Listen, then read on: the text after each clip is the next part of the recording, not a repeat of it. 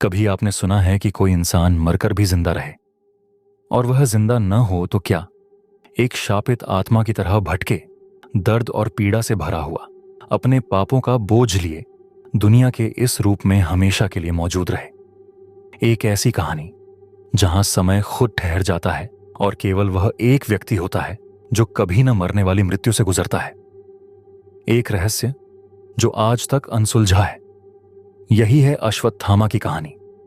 महाभारत का युद्ध समाप्त हो चुका था, कौरवों का विनाश हो चुका था और पांडव विजयी हुए थे।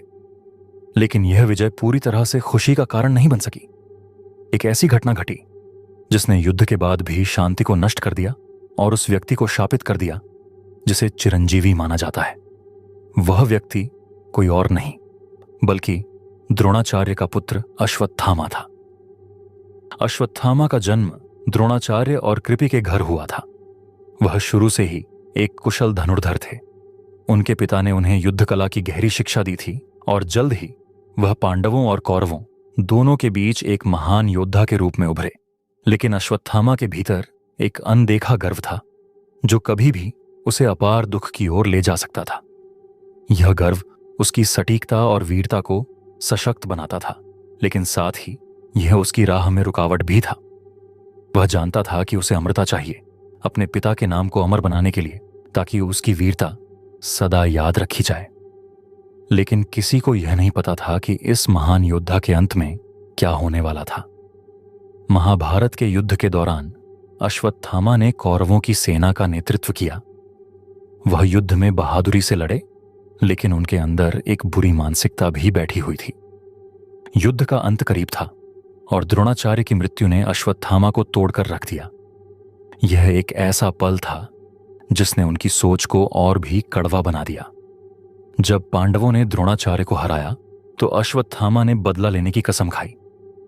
रात के अंधेरे में जब सब सो रहे थे, अश्वत्थामा ने एक भयंकर कृत्य किया।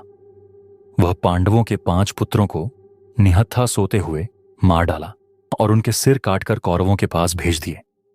यह कृत्य उसकी महानता को चीरकर एक घृणा और अंधकार में बदल गया। लेकिन इसके बाद जो हुआ वह और भी अधिक भयानक था। जब पांडवों को इस कुकृत्य का पता चला तो उन्होंने अश्वत्थामा को पकड़ लिया। इस पर भगवान श्री कृष्ण ने अश्वत्थामा को एक भयानक श्राप दिया। श्री कृष्ण ने कहा, तुम जो पाप कर रहे हो उसके लिए तुम्हें एक ऐसा शाप मिलेगा कि तुम कभी मर नहीं पाओगे। तुम्हारी चिरंजीविता तुम्हारे दुखों को अनंत काल तक बढ़ाएगी। तुम्हारा चेहरा भयावह रूप से विकृत हो जाएगा और तुम हमेशा पीड़ा में रहोगे। यह श्राप अश्वत्थामा की नियति का हिस्सा बन गया। वह कभी मरने वाला नहीं था, लेकिन उसकी आत्मा और शरीर दोनों ही हमेशा के लिए दुख और दर्द में फंसे रहे। श्राप के बाद अश्वत्थामा को अपनी गलती का एहसास हुआ, लेकिन तब तक बहुत देर हो चुकी थी। वह अब एक शापित आत्मा की तरह दुनिया में भटकने लगा। इस संसार में उसकी उपस्थिति किसी तरह के अंधकार से जुड़ी थी। कभी वह एक साधु के रूप में प्रकट होता तो कभी किसी वृद्ध योद्धा के रूप में। उसकी आंखों में दर्द और पछतावे का गहरा सागर था, लेकिन कोई भी उसे सही मार्ग नहीं दिखा सकता था।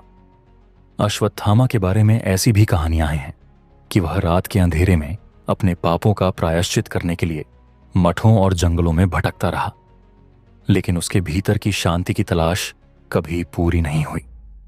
वह न कभी मर सकता था, न पूरी तरह से मुक्ति पा सकता था। उसका चेहरा हमेशा विकृत रहा और वह केवल पीड़ा से जूझता रहा। दोस्तों, सभी का एक ही सवाल है, क्या वह अभी भी जीवित है? साथियों, आज भी कुछ लोग मानते हैं कि अश्वत्थामा कहीं न कहीं इस पृथ्वी पर मौजूद है। कई प्राचीन कथाएं और स्थानीय किंवदंतियां कहती हैं कि वह हिमालय के दूर दराज के इलाकों में भटकता हुआ पाया जा सकता है। कुछ लोग यह मानते हैं कि वह हिमालय के दूर दराज के इलाकों में भटकता हुआ पाया जा सकता है।